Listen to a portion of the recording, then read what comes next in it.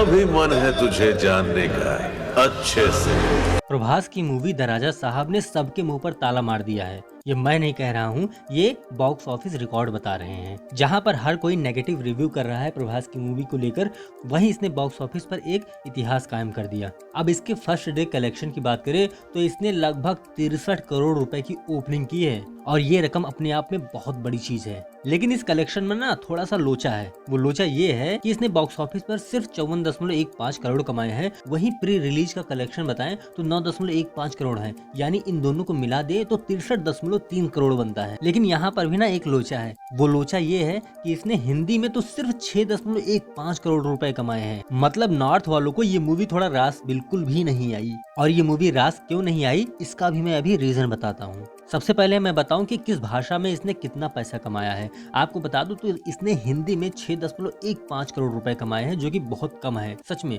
लेकिन तेलुगु में इसने 56.55 करोड़ रुपए कमाए हैं, वो भी बॉक्स ऑफिस पर। अब आप इससे अंदाजा लगा सकते हैं कि तेलुगु भाषी क्षेत्रों में प्रभास का क्या जलवा है। वहीं तमिल में बात करें तो 0.4 करोड़ रुपए, कन्नड़ में बात करें तो 0.1 करोड़, वहीं मलयालम बात करें तो 0.1 करोड़ रुपए यहाँ भी इसने कमाए हैं। अब कुल मिलाकर ओवरऑल कलेक्शन की बात करें तो 63.3 करोड़ रुपए एक दिन में आ गए। अब हिंदी भाषी क्षेत्रों में इसका रिव्यू इतना नेगेटिव आया कि भाई साहब इसने सिर्फ 6.15 करोड़ रुपए कमाए हैं। इसका कारण साफ है भाई साहब, मैं बताऊं आपको कि इसका कारण क्या है। कि हम प्रभास को एक एक्शन एक्टर के रूप में देखना चाहते हैं, जहां पर वो अपने हाथों से भाई साहब 50 लोगों की पिटाई करते नजर आए, या फिर ऐसा एक्शन कि हमारे पैरों तले जमीन खिसक जाए। वही एक्शन बाहुबली पार्ट 1 और पार्ट 2 में देखा गया था, इसलिए बाहुबली इंडिया में बहुत ज्यादा हिट हुई। वहीं सलार को भाई साहब बहुत अच्छे पॉजिटिव रिव्यू मिले थे। बात करें कल की 2898 एडी की, एक बेहतरीन छाप छोड़ी है दर्शकों के बीच। लेकिन बात करें द राजा साहब को तो भाई साहब ये एक हॉरर कॉमेडी है। अब इनका तेलुगु का बॉक्स ऑफिस इसलिए हिट रहा क्योंकि भाई साहब वहाँ इनके बहुत ज्यादा फैन हैं, जैसे कि सलमान खान के हमारे हिंदी भाषी क्षेत्रों में है कि सलमान खान की कैसी भी मूवी हो वो 100 करोड़ का आंकड़ा तो इजीली पार कर जाती है। तो सच बताऊं तो प्रभास साउथ के सलमान खान हैं, जहां उनकी फैन फॉलोइंग इतनी है कि भाई साहब ये बजट सिर्फ एक दिन में आ गया। और इनके फैंस का जलवा तो देखो,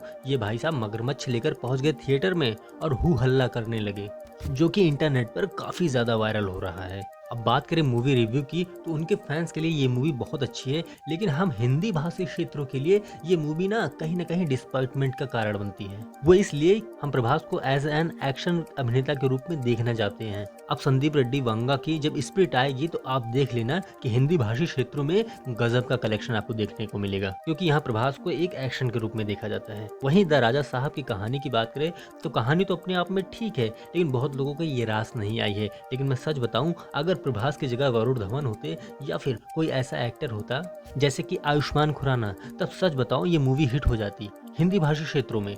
लेकिन अब प्रभास हैं तो प्रभास को हम लोग इस तरह से भाई बिल्कुल पसंद नहीं करते, जो कि बॉक्स ऑफिस कलेक्शन ने बिल्कुल साफ बता दिया है। अब सच बताएं तो इस हॉरर कॉमेडी में ना तो कहीं हॉरर लगता है और ना ही कहीं कॉमेडी दिखाई देती है। बात करें प्रभास की एक्टिंग की तो भाई साहब अगर आप फैन हो तो झेल सकते हो, वरना बिल्कुल भी एक्टिंग का आपको मजा नहीं मिलने वाला है। इस मूवी में गाने इस तरह के हैं कि भाई साहब कहाँ इसका सुर है कहाँ ताल है, ये दोनों आपस में ब्रेकअप कर लेते हैं। मूवी ऐसी है कि आपको दिमाग लगाने की जरूरत नहीं है। देखना चाहते हो तो थिएटर में बिल्कुल चले जाओ, कोई रोक टोक नहीं है।